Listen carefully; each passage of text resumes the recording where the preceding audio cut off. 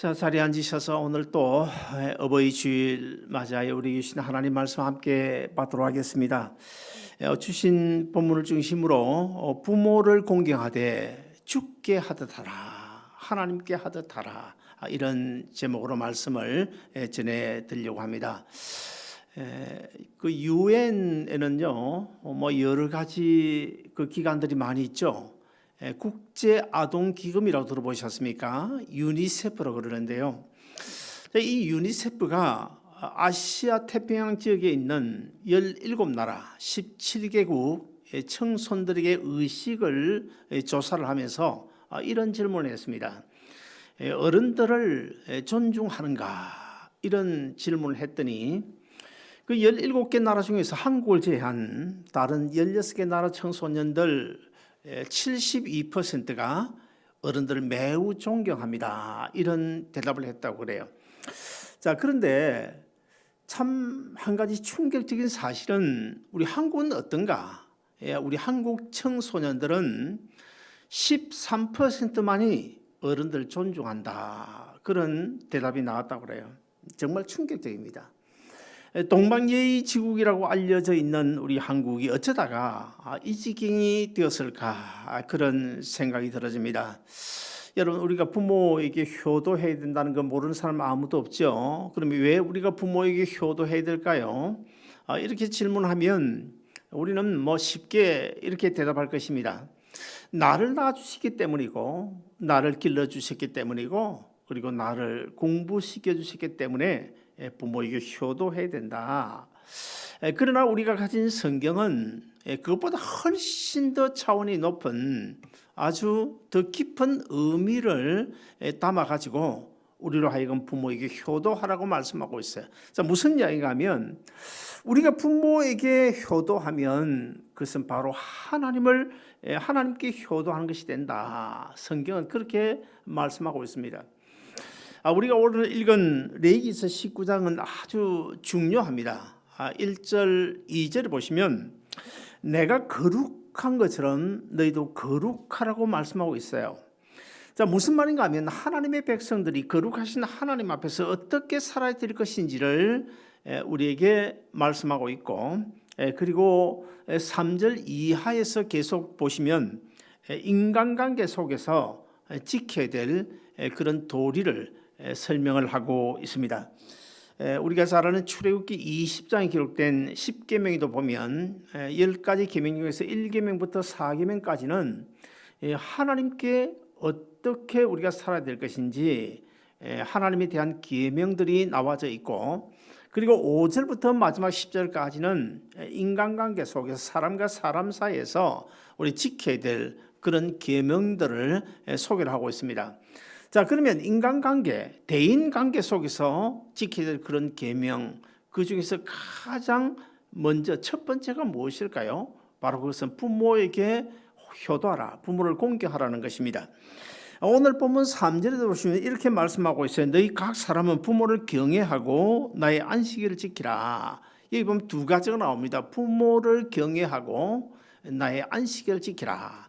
자, 그러면 오늘 본문 3절에서 말씀하고 있는 부모 공경, 부모를 공경하는 것하고 하나님의 안식일을 지키는 것, 이 두 가지 중에서 자, 우선순위가 뭘까요? 무엇을 우리가 먼저 해야 될까요?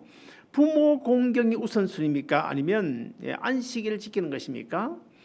자, 여러분, 오늘 본문을 잘 읽고 묵상해 보면 이 말씀 속에 우리에게 주는 그 교훈은 부모를 공경하되 안식일을 지키되 먼저 부모를 공경하라는 것입니다. 부모 공경이 우선이라는 것입니다.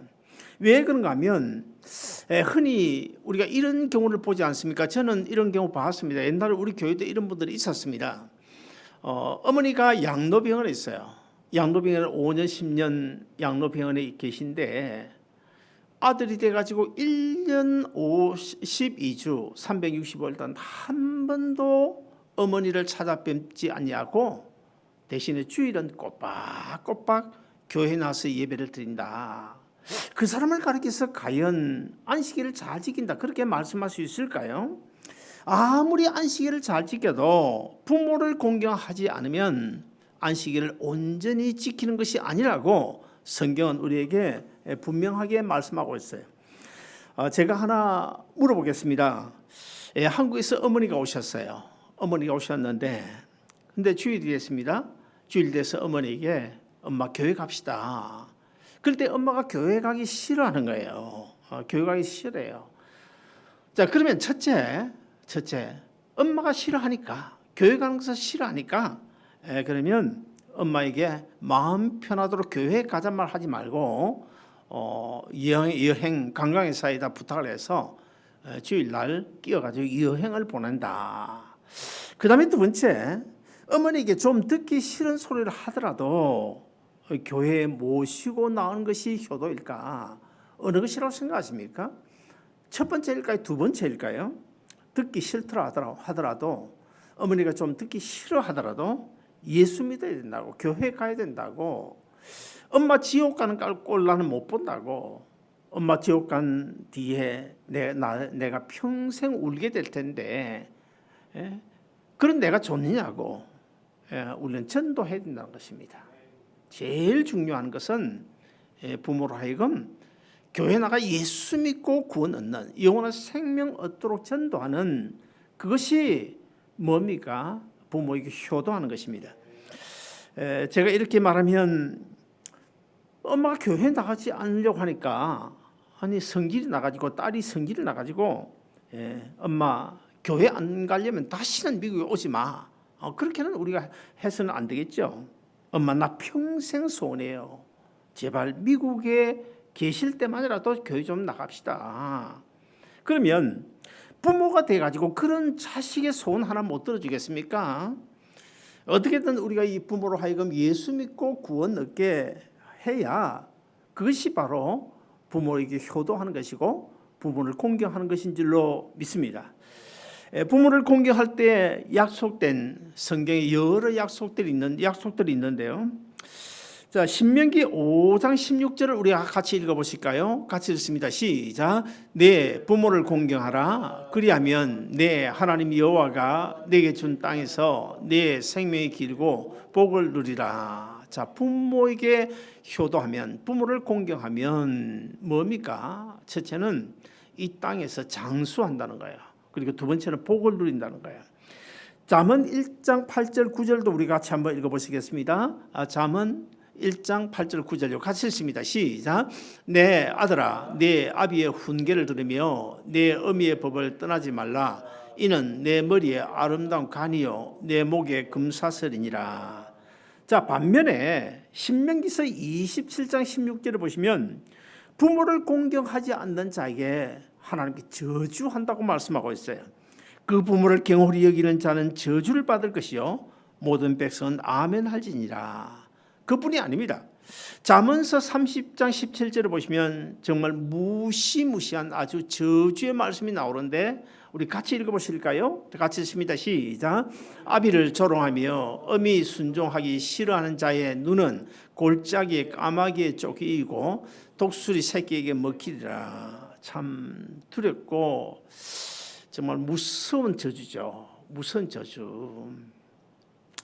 오늘 본문이 강조하는 그것이 무엇일까요? 부모를 공경하되 자, 부모를 어떻게 공경해야 될 것인가? 부모를 공경하되 하나님께 하듯 하라는 거예요. 하나님께 하듯 하라. 정말 내가 주님을 사랑한다면 부모도 사랑하고 부모에게 감사하며 살아야 된다는 것입니다. 요한일서 4장 20절 우리가 잘 아는 말씀 같이 읽어보시겠습니다. 시작. 누구든지 하나님을 사랑하노라 하고 그 형제를 미워하면 이는 거짓말하는 자라. 보는 바 그 형제를 사랑하지 아니하는 자가 보지 못하는 바 하나님을 사랑할 수 없느니라. 저 무슨 말입니까? 눈에 보이는 형제를 사랑하지 않으면서 어떻게 눈에 보이지 않는 하나님을 사랑한다고 말할 수 있느냐? 하물며 자기를 낳아주고 길러준 부모를 공경하지 않으면서 어떻게 하나님을 공경한다 말하느냐? 그건 거짓말이라는 거예요. 거짓말이다. 미국에 이민을 와서 사는 나이 드신 부모님들 경우 여러 가지 스트레스를 많이 받죠.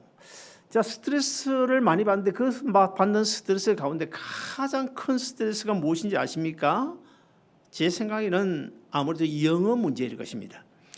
자, 영어를 못하니까 어디서 편지 한 장이 와도 그만 겁이 덜컥 나요. 도대체 이게 무슨 내용인지 읽고 해석을 할 수 없기 때문에 정말 답답해요. 그래서 얼마나 스트레스 받는지 몰라요. 자, 그런데 영어를 몰라서 스트레스 받는 그것보다 더 큰 스트레스가 있는데 그것이 무엇일까요? 그것은 어디서 편지가 왔습니다. 아들, 딸에게 이것 좀 번역해 주면 안 되겠니? 이게 무슨 말인지 도저히 모르겠구나. 아니면 여기 전화 좀 해달라. 이렇게 부탁할 그때의 그 부모가 받는 스트레스. 여러분 모르죠? 나이 들어보면 이해가 됩니다. 그래서 이런 말이 있지 않습니까? 사실 자식보다도 트럼프 대통령이 매월 하루도 어김없이 꼬박꼬박 외펴주니까 자식보다 트럼프가 더 효자다. 이런 말들을 흔히 하지 않습니까? 근데 또 제가 아는 어떤 목사님, 그분도 영어를 잘 못해요. 그분이 하루는 이런 이야기를 합니다. 어떤 이야기를 하는가 하면 자식보다 더 큰 효자가 구글의 번역기다. 구글 번역기다 그러더라고요. 참 이해가 됩니다. 참 이해가 되는 이야기예요. 자, 젊은 분들은 부모가 어떤 부탁을 하기 전에 먼저 아버지, 어머니에게 최소한 일주일에 한 번 정도는 물어봐야 돼요. 엄마 혹시 어디서 편지 온 것 없어? 어디서 중요한 전화 온 것 없어? 물어봐야 됩니다. 이것이 사실은요, 용돈 몇 푼 더 주는 것보다 더 큰 효도예요. 더 큰 효도입니다. 그렇다고 해서 평소 주던 용돈 끊지는 마시고 용돈대로 주고 또 일주일에 한 번씩 전화도 좀 해서 부모의 애로점을 좀 물어보면 그것이 바로 효도라는 사실입니다. 가장 큰 부모에게서 효도가 뭘까요? 그것은 바로 부모의 마음을 편안하게 주는 것입니다. 사실 따지고 보면 내가 잘나서 미국 왔습니까? 내가 잘나서 영어 그냥 자유롭게 구사하게 된 것입니까? 부모 덕이잖아요. 사실 따지고 보면 부모 때문에 미국 왔고 부모 때문에 학교 다녔고 부모 때문에 영어 배웠고 부모 덕이잖아요. 오늘 본문 32절에 보시면 또 이런 말씀이 기록되어져 있습니다. 너희는 센 머리 앞에 일어서고 노인의 얼굴을 공경하며 네 하나님을 경외하라. 자, 내 부모는 마땅히 잘 공경해야 되겠지만 내 부모가 아니라도 내 주위에 있는 연세 드신 어른들도 공경해야 된다는 것입니다. 그래도 저는 우리 아름다운 동산교회 젊은이들은 부모에게 효도도 다 잘하고 그리고 또 어른들도 참 잘 섬기는 것 같아요. 유명한 그 설교자 오할레스비라는 사람이 있는데요. 이 노르웨이 출신입니다. 아주 유명한 목사님이신데, 이 목사님의 그 고향에 아주 믿음 좋은 나이 많은 할머니 한 분이 계셨습니다. 그런데 그 할머니는 이 가족들이 다 먼저 죽고 혼자 외롭게 홀로 남았어요. 나이 들어서 이제 제대로 움직일 수도 없는데, 그래서 가장 가깝다고 생각되는 그 친척을 찾아가서 나를 좀 돌봐주면 안 되겠냐, 나를 좀 맡아주면 안 되겠냐 그렇게 물었더니 이런 지하에 거절했습니다. 참 씁쓸한 마음으로 돌아와 가지고 그 다음 주일날 교회에 가서 교회 어떤 그 젊은 부부에게 이런 이야기를 했어요. 내가 사실 나이 들고 친척이 없는데 나를 좀 맡아주면 안 되겠어. 그러나 나를 맡아주더라도 결코 물질이든 무엇이든지 내가 큰 신세는 지지 않을 것이요. 왜냐하면 주님께서 나의 죽음을 아름답게 하실 것이기 때문에 그렇게 큰 염려할 필요는 없어. 그 젊은 그 신혼부부인 그 부부들이 그 할머니의 간증을 듣고 그냥 마음이 뜨거워지기 시작했습니다. 그래서 부부가 이혼을 하고 그 할머니를 자기 집에 모시게 되었어요. 이 할머니는 아주 하루하루 얼마나 행복하게 지냈는지 아침부터 저녁까지 틈만 나면 말씀 보고 기도하고 그리고 그 젊은 부부를 위해서 기도하고 그리고는 또 저녁에 주무시고 근데 어느 날 밤은 저녁 진지를 잘 드신 다음에 뭐 평소처럼 방에 들어가서 주무셨는데 그 다음날 아침에 아니 인기척이 없는 거예요. 그래서 그 할머니 방 문을 열고 들어가 보니까 이 할머니가 그냥 고요하게 주무시는 듯이 세상을 떠나고 말았습니다. 할머니 유품을 정리하다가 편지 한 장을 발견하게 됐어요. 근데 그 편지에 보니까 할머니가 남겨놓은 유서였습니다. 그 유서에 뭐라고 써놨느냐 하면 아무도 나를 받아주지 않았는데 당신은 나를 받아주었고 당신들은 내가 믿는 하나님을 믿어주었고 그리고 나와 함께 살아주었고 참 불편할 텐데 나와 함께 살아주었고 그동안 베풀어주신 그 당신들의 은혜에 참으로 감사하오라고 써져 있었습니다. 그리고 나서 그 다음에 보니까 또 이렇게 써져 있는 거예요. 당신들은 주님을 사랑하기 때문에 나의 재산을 가장 잘 관리할 사람들로 믿어집니다. 하나님의 사업에 이 내 재산을 내 유산을 다 사용해 주시오. 이런 그 유서가 써져 있는 거예요. 여러분 그 할머니가 남겨놓은 유산이 얼마인지 아십니까? 지금 이 오할레스비 이 목사님 그 고향 그 지금으로 110년 20년 전입니다. 그런데 그 할머니가 남겨놓은 유산이 무려 120만 불이었다는 거예요. 120만 불. 지금으로 계산해 보세요. 얼마나 되겠는지 수억 불이 될 것입니다. 제가 이런 이야기를 하면 여러분 가운데는 나도 그렇게 돈 많은 할머니가 있으면 얼마니 내가 모시겠다. 목사님 어디 그런 할머니 있으면 소개 좀 해주세요. 이렇게 부탁할지 모르겠습니다만은 여러분 그런 거 계산하지 말고 묵묵히 우리 교회 어른들 한 분 한 분 잘 섬기다 보면 그 젊은 부부처럼 하나님께서 큰 복을 주실 줄로 믿습니다. 사실 돌아가신 부모에게 효도 불효하는 자식은 없죠. 일단 돌아가시고 나면 돌아가신 부모에 대해서 불효하는 사람이 어디 있습니까? 없습니다. 돌아가신 부모에 대해서 애달파하지 않는 자식도 분명 없을 것입니다.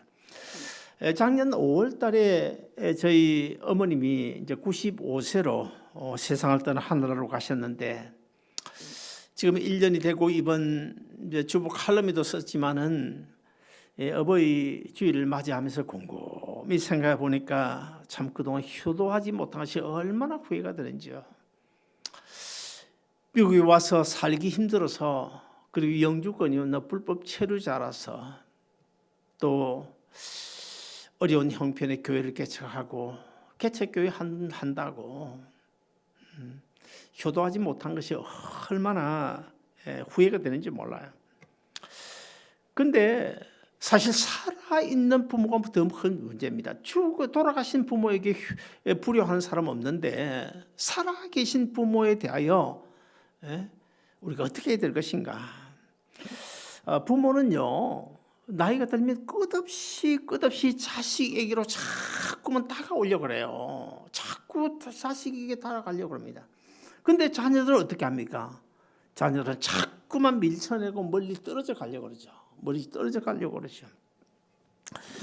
여러분 결코 다가오려고 하는 그 부모님 밀쳐내시지 말기 바랍니다. 왜 밀쳐내면 안 됩니까?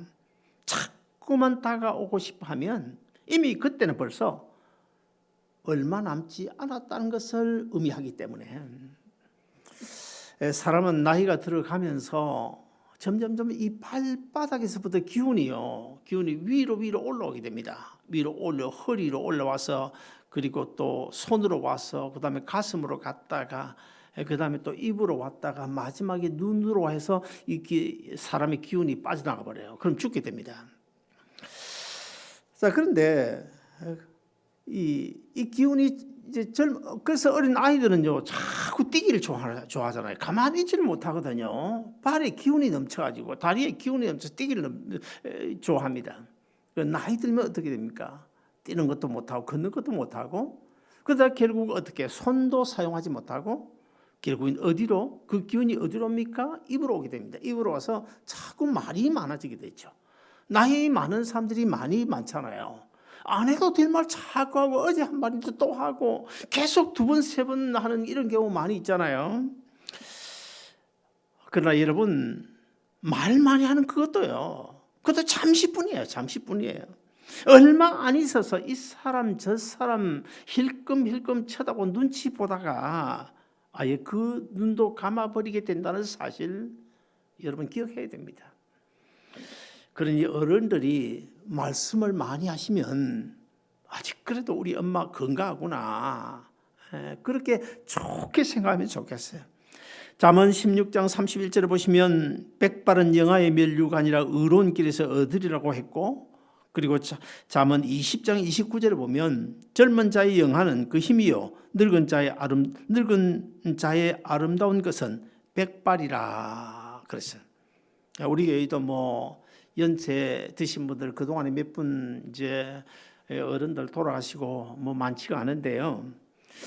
또 어른들 오늘 잘 들으시길 바랍니다. 나는 내가 언제 이렇게 백발이 되었냐, 너무 한탄하지 마시길 바랍니다.